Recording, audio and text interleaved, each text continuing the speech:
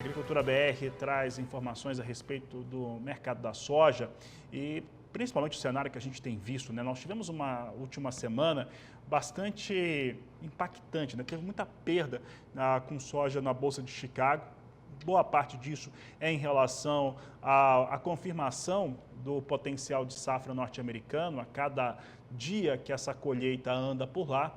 E aqui no Brasil, o retorno das chuvas. As chuvas voltaram, apesar de o balanço semanal, a gente vai falar de clima hoje ainda, foi de uma chuva irregular, não foi dentro daquilo que se esperava, foi bastante irregular. Agora já se espera mais para o final do mês a respeito do que pode acontecer com essas chuvas, mas de qualquer maneira o que choveu já fez com que se antecipasse algumas áreas em relação à semeadura e tudo isso influencia o mercado.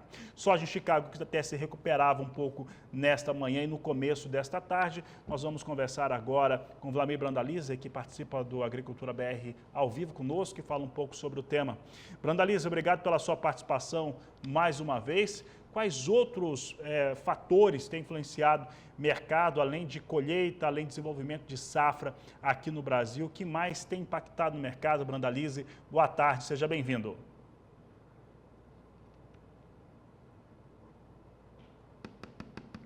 Essa semana está começando com vários fatores atuando, né? Tem o fator aí que é o fator negativo, que seria a safra americana com a colheita bastante avançada, e o plantio no Brasil ganhando forças, né? Então seria um fator limitante de alta. Mas tem uns fatores que estão animando os operadores. Estão com indicativo, por exemplo, que agora no final de semana as pesquisas americanas para a eleição lá colocam o Trump novamente aí na liderança em algumas pesquisas, e com isso os comentários internacionais do mercado financeiro apontam aí que a China vai ter que lançar o pacotão de estímulo à economia. Isso também estimula as commodities.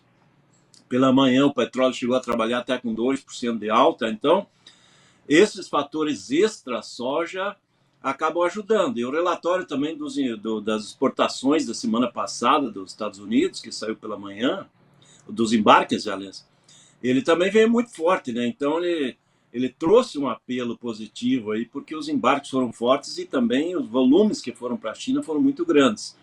Então o ambiente em si ele melhorou, né? Semana passada ele vinha todo negativo, ainda ele segue com um viés de baixa, mas ele está menos pior, vamos dizer assim, que estava semana passada, porque na semana passada a gente tinha só como fator aí colheita americana e plantio brasileiro começando a ganhar força. Agora tem fatores econômicos atuando e isso acaba ajudando a soja aí a, pelo menos, limitar a pressão de baixa nesse começo de semana, né? Brandalize, e aí quando nós olhamos para o quadro normal de oferta e demanda, que são os fundamentos do mercado da soja, qual que é o ponto de equilíbrio que você enxerga, tendo também em consideração os relatórios de oferta e demanda mês a mês, o comportamento da China, porque a China, não só aparentemente vou colocar, mas a China tem comprado muita soja dos Estados Unidos e do Brasil. Talvez o Brasil não compre tanto porque não tem soja disponível mais aqui no Brasil da safra 23-24 como teve antes, mas com uma pressão de compra muito forte também, aparentemente. A China ela precisa, né? E as estimativas do USDA aí também, do último relatório, são tímidas, né? Porque a China provavelmente vai consumir mais, vai importar mais. Por causa da atividade econômica e da demanda local lá, que está muito aquecida no segmento de ovo, de suínos, isso aí ele vai continuar puxando.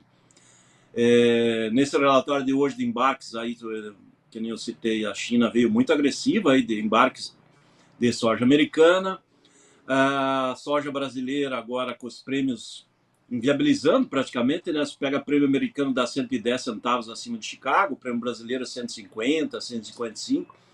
Então isso acaba deixando a soja americana mais competitiva. E a safra americana no pico da colheita e acaba trazendo uma oferta, uma disponibilidade melhor para comprar lá. Então acaba trazendo um apelo, vamos dizer assim, de suporte. Mas não mudou muita coisa. Continuamos com a resistência muito forte nos 10,5 agora e o suporte forte nos 9,50. Ela continua nisso, mas ainda a dificuldade de fugir essa janela, né? Essa janela de $1 aí, ela provavelmente vai trabalhar nessa semana. Pela manhã ela chegou a trabalhar 9,70, agora está mais para o lado 9,80. Então o ambiente dela agora, ela começa a olhar outros fatores, né? Porque a colheita americana, Fabiana, ela já está na reta final, né?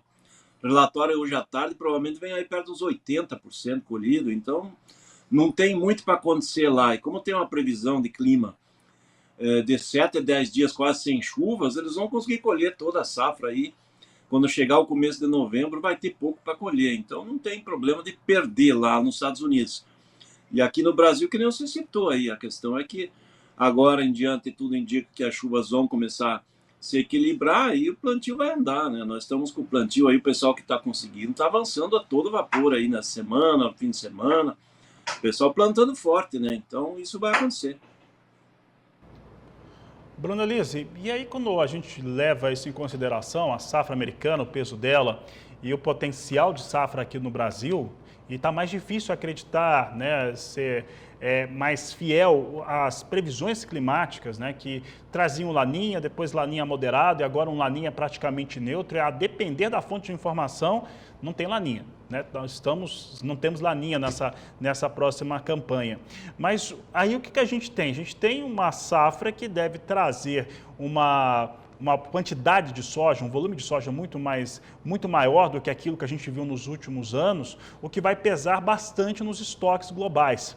Onde que vai ficar concentrado a maior parte desse estoque global, no seu entendimento, Brandalize? E o uso da soja, principalmente aqui no Brasil, a gente deve ver maior utilização com outras finalidades, como biodiesel, por exemplo? Esse é um fator importante. Eu acredito que quem vai aproveitar essa oportunidade de uma safra maior para garantir estoques é a China. Os chineses provavelmente vão... Porque a soja aí nessa faixa de $9,5, aí perto disso, que ele pode trabalhar nos próximos meses, eles retornam a soja barata para o pessoal da ração. Então, eles vão puxar o máximo que podem, porque não há a garantia de que essa nova safra americana vá manter essa área de soja, porque o produtor americano ele vai fazer a relação de troca entre soja e milho, e nesse momento, se a gente olhar, talvez ele tenha que optar mais por milho, né, em função da demanda local, demanda de etanol. Aqui no Brasil, nós vamos ter uma demanda maior de soja em função do farelo, né, porque nós estamos batendo recorde em cima de exportação de frango e suíno. Além de que, provavelmente, você já deu como manchete ali o boi acima de R$300 a arroba, ele vai deixar a carne mais cara para o consumidor. Quando a carne bovina sobe também o frango e o suíno, e nós vamos ter uma disparada na demanda de ovo. Então, isso traz demanda de farelo de soja. E a questão agora, também a semana passada, já começando a aprovar no Congresso, esse novo pacote verde aí de estímulo aos biocombustíveis. Né? Então, mistura de mais etanol na gasolina, mais biodiesel. Isso vai trazer demanda maior do óleo de soja para o biodiesel. Então, questão de demanda, eu acho que não é problema. Provavelmente, nós vamos ter um problema no pico da colheita, né? Porque nós vamos ter uma colheita concentrada ali no final de fevereiro, durante o mês de março, em função desse atraso no plantio. E, normalmente, quando tem a concentração de colheita, a pressão sobre preços sempre ela vai afetar e vai pressionar para baixo, vai derrubar prêmio, vai deixar a logística mais cara. É um risco para o produtor os meses de março e abril, que vai ser o pico da oferta. Mas no gestante, eu acho que nós vamos ter liquidez, o mercado já está barato para o comprador e ele está muito barato para o produtor, principalmente se a gente pensar o produtor americano aí nesses patamares de soja abaixo de $10 o bushel e prêmio dele lá de 80 a $1, $1,10 por bushel, ele não cobre custo de produção, então ele tem que optar. Provavelmente ele vai optar por plantar mais milho na nova safra ou vai deixar parte das áreas aí em pousio e pegar o seguro que ele tem, proteção ambiental lá, para ele não correr riscos, né? E isso vai trazer um reflexo positivo, mas no meio do ano que vem em diante, quando confirmar uma safra talvez menor americana. Brandalize, e pensando também a respeito como que o mercado acaba reagindo em relação a essa operação, e a gente começou falando a respeito de estoques, A China, ela trabalha com uma banda de estoque que a gente olha ali no relatório de oferta e demanda, que fica entre 24, às vezes chega a 30 milhões de toneladas. Confirmando esse cenário que você acabou de nos trazer, nós vamos começar a enxergar também um novo patamar, uma nova referência em relação a estoques chineses de soja, e com isso o fator de controle de preços, né, até mesmo de expectativa de aumento de preços de soja, fica mais difícil pelo principal comprador ter um estoque muito mais elevado, ainda que a próxima safra, 25-26, não seja tão boa quanto a 24-25 possa ser? Não, eu entendi a pergunta. A questão é o seguinte: o estoque maior deles, ele serve como limitante de disparada de alta. Vamos dizer assim, que o produtor americano vai plantar menos no ano que vem. Vem algum problema climático nos Estados Unidos, que já seria um start aí para uma disparada de cotação, de sair desses patamares perto de $10 e ir para 12, 13, alguma coisa assim. Porque normalmente o mercado olha mais o umbigo americano, né? Quando tem algum problema americano, ele puxa mais, tanto para cima como para baixo. Quando tem problemas na América do Sul, vamos dizer assim, ele pressiona menos. Então, o que um estoque maior na China faz?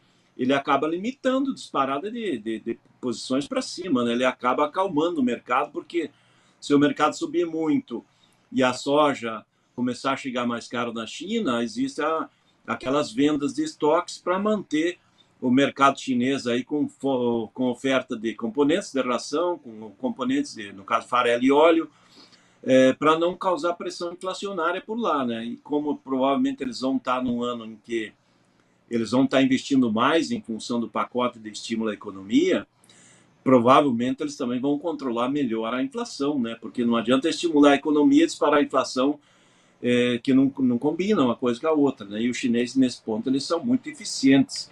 Então, esse aumento de estoques chineses, eu acho que tenderia a servir de limitação frente a possíveis altas mais fortes aí no mercado de soja no ano de 2025. No curto prazo, aí até a colheita brasileira não reflete muita coisa, né? Porque agora eles estão trabalhando com a soja que vem, a soja americana, e ainda estão recebendo soja brasileira. Aqui já não temos grandes volumes, né? A comercialização avançou e temos uma demanda interna muito aquecida. O setor de balcão aí já está meio melhorando as posições que a indústria precisa de soja para fazer farelo e óleo. Então o ambiente aqui dentro agora tende a descasar ainda mais, né? Pagar melhor no interno do que a exportação, e o chinês tendo obrigação de comprar mais nos Estados Unidos. Mas a questão aí com os Estados Unidos vai depender muito da eleição, né? A eleição aí, se o Trump ganhar, automaticamente já se espera uma guerra comercial mais agressiva, e isso certamente vai trazer uma dificuldade aí dos negócios lá com soja americana, né? Isso acaba sendo bom para nós, né? Mas não é bom para os prêmios americanos. Aí, no caso, mesmo que não afeta tanto Chicago, mas afeta prêmio, né? Porque automaticamente a pressão de demanda lá acaba sendo menor, né?